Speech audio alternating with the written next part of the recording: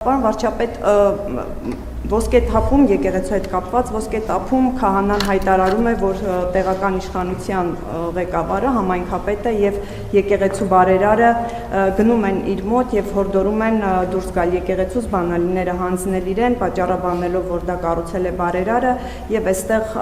իրավապահները որևէ կերպ չեն արձագանքում այս խնդրին։ Դուք չեք կարծում, որ իրավապահները այստեղ անելիք ունեն, երբ տեղական իշխանության պատասխանատուն բարերարի հետ գնում է եւ քահանային առաջարկում է դուրս գալ եկեղեցուց, սրա հետ կապված ձեր մեկնաբանությունը ինչպիսին է եւ իրավապահների գործողությունների եւ վերջին հարցը հեծի մասով եմ ուզում հարցնել, արդեն առաջիկայում մի հաջորդ ամսվա ընթացքում կլրանա 3-րդ ամիսը, ինչ արդեն ընկերությունը զրկված է լիցենզիայից,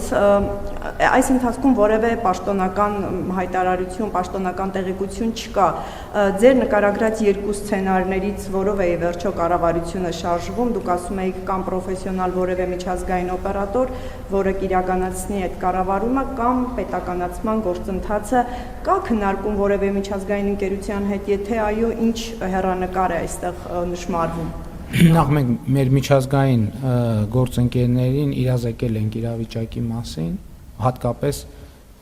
էներգետիկ ոլորտում թոփ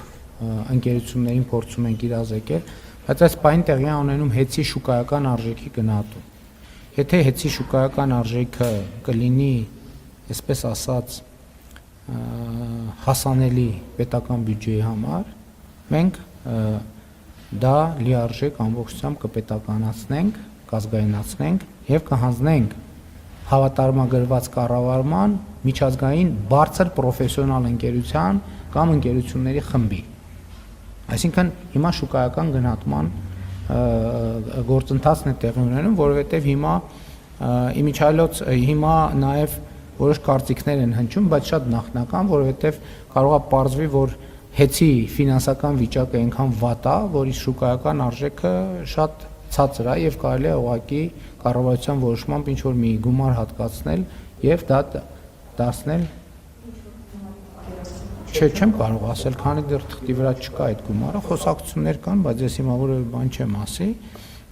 եւ այս առումով կարծում եմ, որ մենք այսինքն մենք մեծ հաշվով շտապելու բան չունենք էլ։ Հեծը պատկանում է այս պահին ըստ էության դե ֆակտո առնվազն Հայաստանի Հանրապետությանը եւ մենք աշխատում ենք իմիջիայլոց նաեւ ընկերության արդյունավետությունը, հարկային ակտիվությունը, թափանցիկությունը էականորեն բարձրացել է, շատ կարեւոր է արձանագրել, որ հեծը որպես գործընկեր բացվել է Հայաստանի տասնյակ, եթե ոչ հարյուրավոր ընկերությունների առաջ, որովհետեւ նախկինում հեծի մրցույթներին մասնակցում էին մեծ մասամբ, չեմ ասի 100%-ով, բայց մեծ մասամբ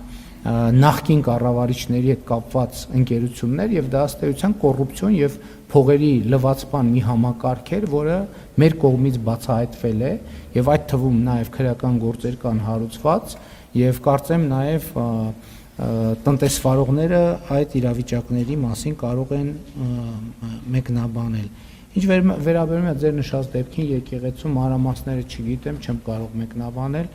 Ենթադրում եմ, եթե իրավապահները որևէ գործողություն անում են կամ որևէ գործողություն չեն անում, ուրեմն դրա համար ունեն համապատասխան հիմնավորումներ։